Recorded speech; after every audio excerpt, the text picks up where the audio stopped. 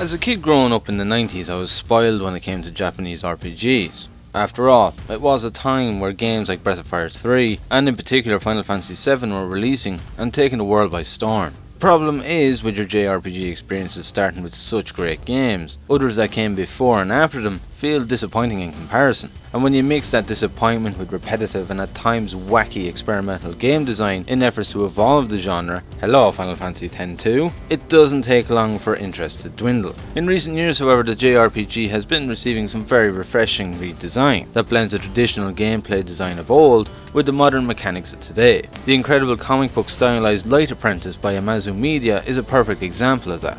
And the game that we're looking at today is the latest title that is adding a unique twist to the JRPG style genre. Viola is an upcoming musical themed RPG and 2D platformer hybrid that is being developed and published by indie developer Jelle van Doorne. I hope I've pronounced that right. No exact date of release has been announced, but it is scheduled to release at some point in July in Steam Early Access, and will be priced at $9.99. Viola combines 2D platforming with a blend of all the classic design of JRPG combat and level up systems, with the modern mechanics of player interaction with combat to create an engaging and exciting experience in a world where the hero's powers lay in the music they play. Before we get started, I would like to note that this preview and the gameplay footage you are seeing is based off of a very early preview build of the game, and does not represent a complete or finished product where anything is final.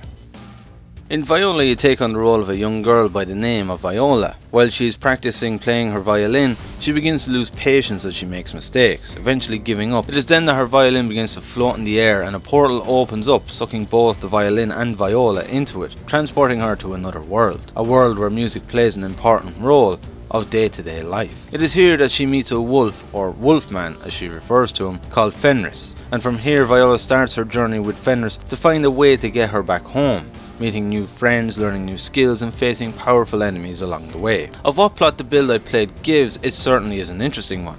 It introduces you to a whimsical world where all the characters' powers and even interaction with the world itself is all based on playing musical instruments, and where I got to meet the first three characters, those being Viola, the wolf Fenris and the cat Nico. Fenris is a friendly character who is willing to help anyone in need, and acts as a parent figure towards Viola, even when she's hostile and rude to him. Nico is an excitable and friendly sort of character that has a particular interest in Viola and the circumstances that have led to her arrival in the world, and lives in a giant mushroom. Viola, on the other hand, is a very complex and conflicted character. She is impatient, finds it difficult to interact with others, and has anger within her, to the point that she refuses Fenris' help despite the danger she's in. There are hints that her inner struggle may be due to something that happened to her in the past, perhaps even someone close to her that she lost, but nothing is quite clarified in the build I was given. Based on the small number of the cast that I've experienced so far, it is looking to be a colourful one. Each of the characters, even Viola, has a friendly and colourful nature to them, but at the same time I get the impression that some, if not each of the characters, have some form of sadness or tragedy to their past.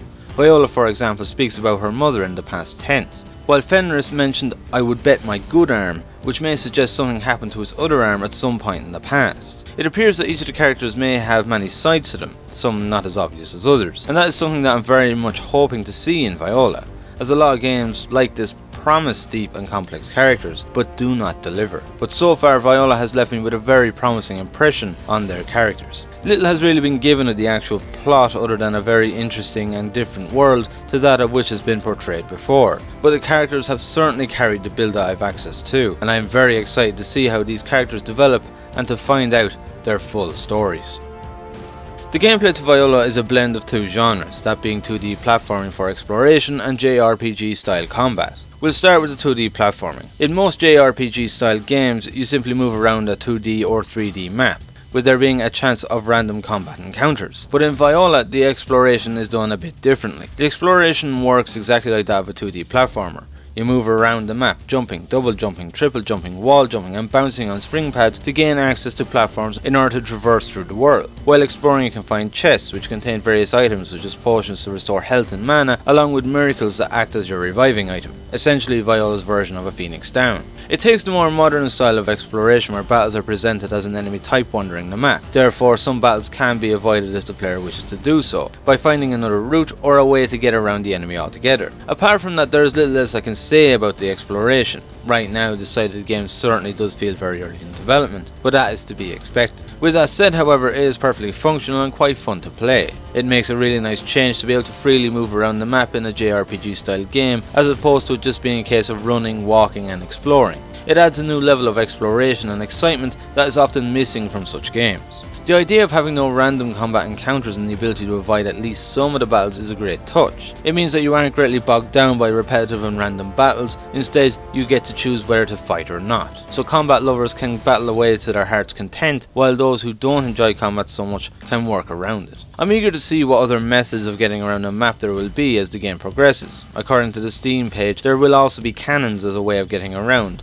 but I do hope to see a few more than just that. I can't think of any other JRPG game that blends 2D platforming into its exploration, and I would really love to see it being utilised to the best of the developer's abilities. It really does make a difference, and turns what can be a very dull exploration into something very exciting. Then there is the combat of the game. This works in a classic JRPG turn-based style. How it works is that the game takes the speed of each character in your party and each of the enemies into account, and from the higher speed to the lowest, each will make their combat move one by one. At the start of the demo I only had the basic attacks available to me, but as I progressed each character's skills become available, along with learning new ones and receiving stat boosts as the party leveled up by winning battles. When attacking an enemy, a screen prompt will appear where you need to press the correct buttons in the order shown for the attack to be successful. For normal attacks, each successful press of a button will make your attack more powerful. For the likes of skills and spells, if you mess up when pressing the button prompts, the skill or spell will fail and the character's turn will be skipped and moved on to the next character, losing out on an attack. Each spell and skill also has an element to it, such as light, dark, water and the likes,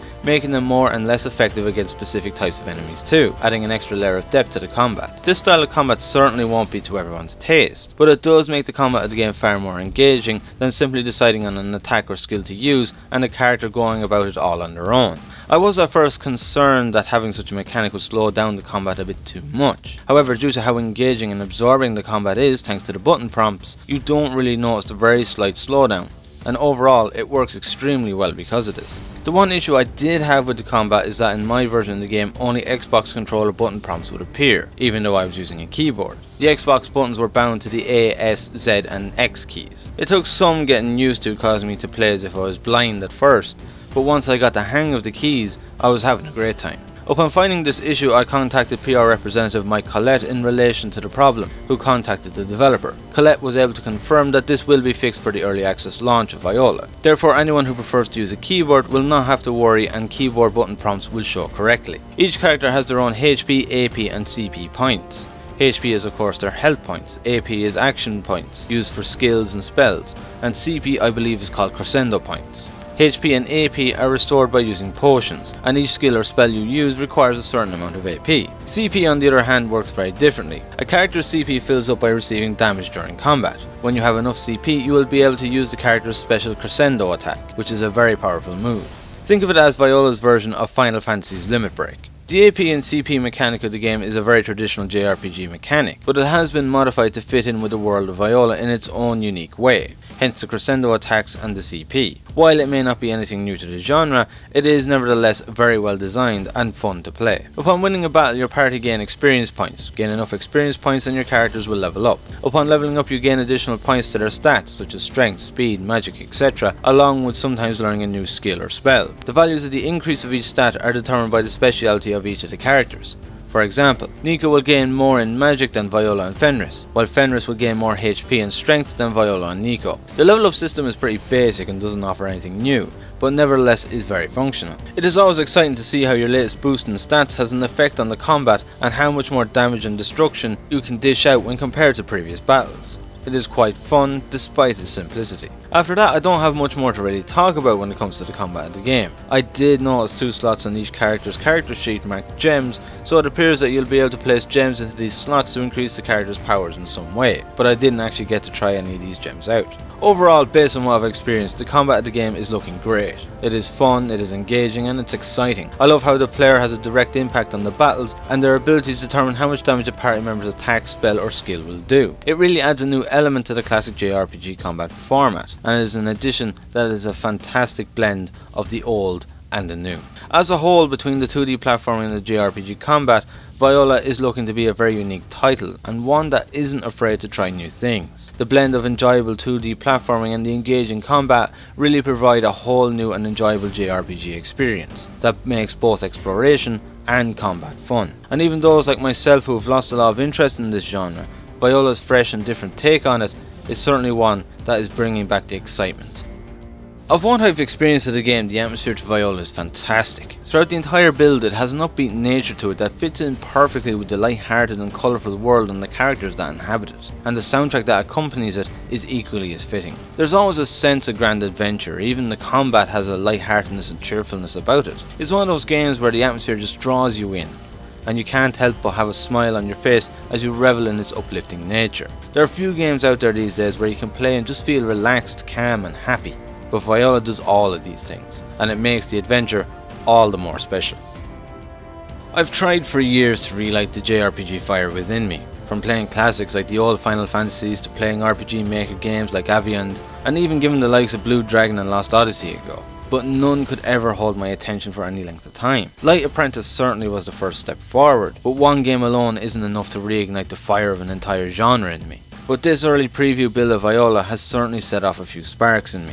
And based off of what I've experienced so far, Viola could very well be the game that revives my interest in the JRPG. From its interesting plot, adorable characters, whimsical musical world, solid combat, fun exploration and a fantastic atmosphere, there is no mistaking, Viola is a creation of passion and love. It is a love letter to 2D platforming and the JRPG genres. It is fun, it is engaging, and it is an absolute joy to play. The demo may not have given me a whole lot to work with, but of what it did, it has been an absolutely enjoyable experience, and I honestly cannot wait to see this game grow and to get to experience more of it as development progresses. If you love a great cast of characters full of charm and personality, a colourful and whimsical world, or just a solid JRPG experience that blends the classic with the modern, then Viola is definitely a game that you need to add to your wishlist.